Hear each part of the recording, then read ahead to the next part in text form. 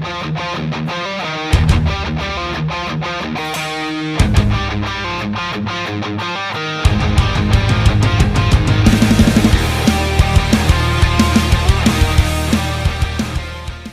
how we going, guys? It's been a while since we've done a video, so here we are. Just going to do a bit of a walk around. As you'll see in the background, we've got the hop vines going. Ones in this plot are Haltail middle fruit and Hurstbrucker. Trying to keep them separated, but it's not happening. So the Haltail is, I think it's in its second year. And the Hurstbrucker 4 or 5 years, I think I've had that one going for. So not as thick and dense as what they've been in previous years, but we've got laterals, we've got burrs coming on. And for those who don't know, the burrs are the beginning of the flowers, or growers know as cones. They're the things that you want when you're growing hops.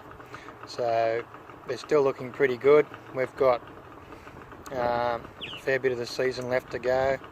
I do have a lot of the stuff that was growing down lower on the ground growth starting to move up, so these might thicken up in the end.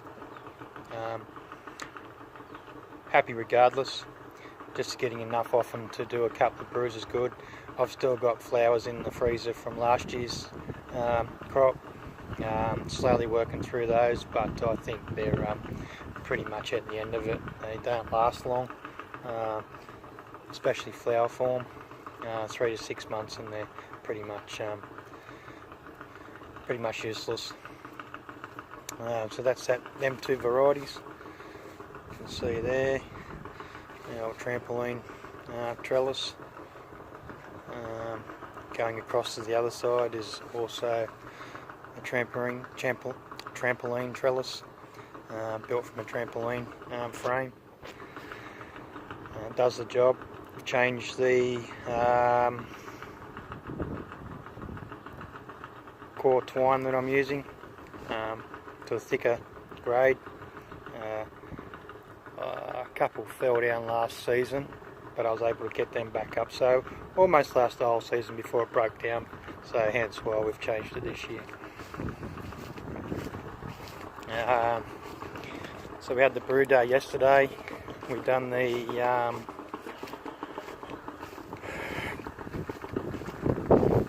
basic stone and wood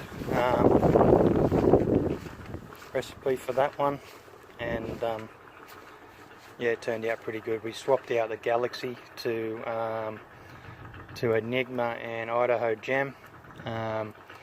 Enigma's becoming one of my favourite hops to consume with craft beer, and also it's the first time using it in one of my own brews. The Idaho Gem is a new one from Yakima Valley over in the States. It's a first for me.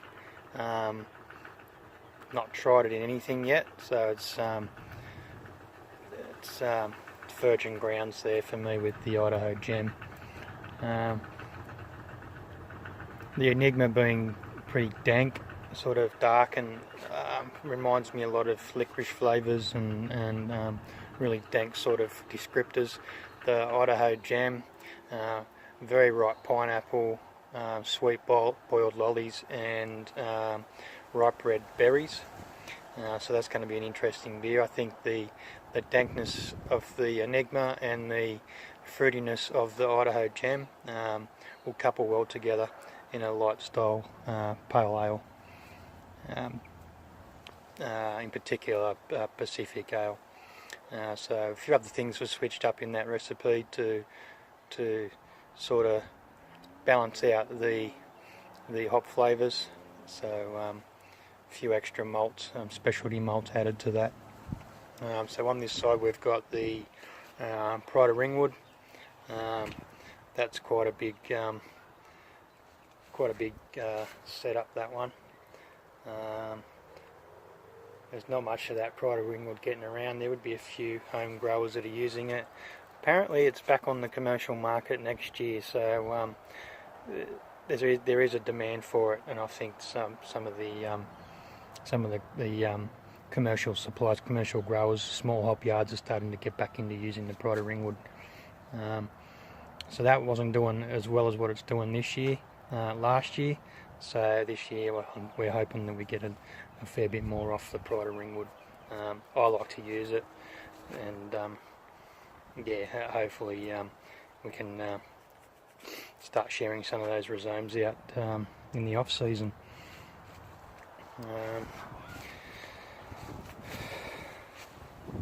The potted chinook, not going too bad. It hasn't got much height about it at the moment, but it's quite fit. Looking a lot better than these Kent Goldings. It's not getting any higher than that. It's getting quite spindly, and it's also got a lot of shriveled leaves. So I've gone and gotten some zinc. Hopefully the zinc fixes that up. Yeah, the Pride of Ringwood's certainly looking quite good this year. There is a secluded chinook over in this corner here. I'm pretty sure it'll be one of them back ones that'll be a chinook, but majority of it is Pride of Ringwood. So yeah, we had a fair few orders come in, as I say, from Yakima Valley, another one from Hoppy Days Brewing up in Queensland. Excuse the hand, sorry about that. Yep, Hoppy Days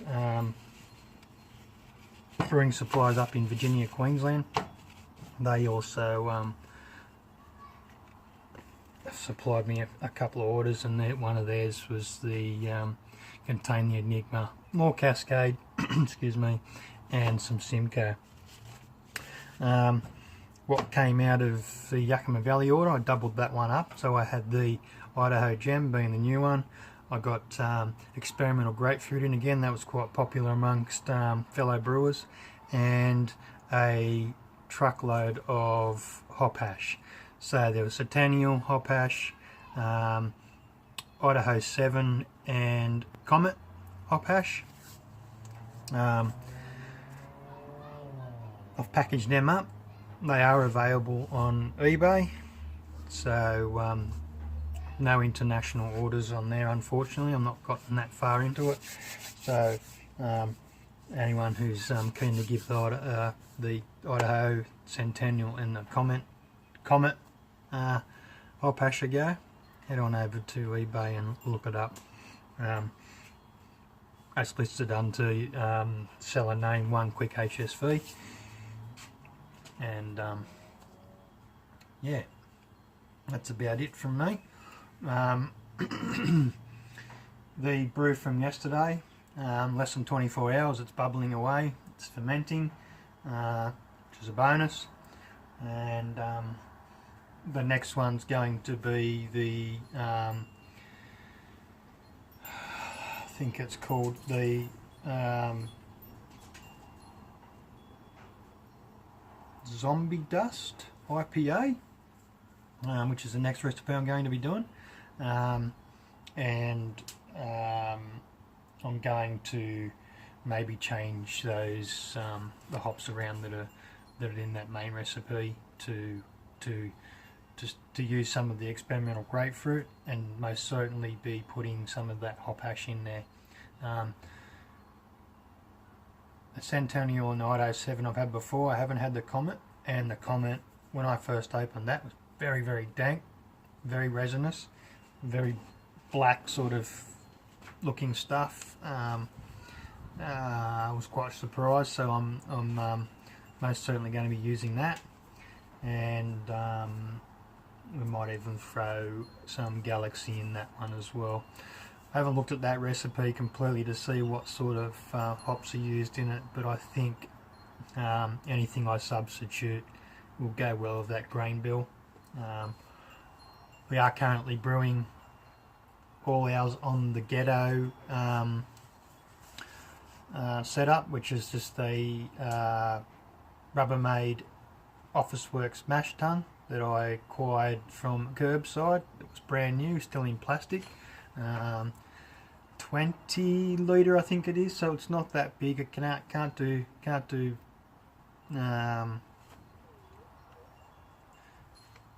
big recipes, but certainly suits what I'm trying to do here. Is I'm trying to develop small batch recipes that are easy achievable just through basic mash tuns and boil kettles, stove top or over gas elements. So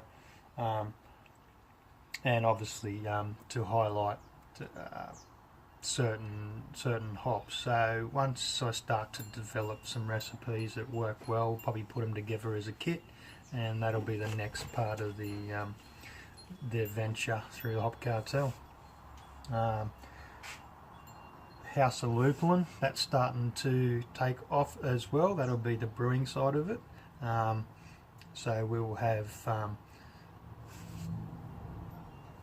two sides to what's going to happen. There is a silent partner involved, and that's going to remain that way. I will be the face of those two adventures, and we will have that silent partner for the majority of the financial injection.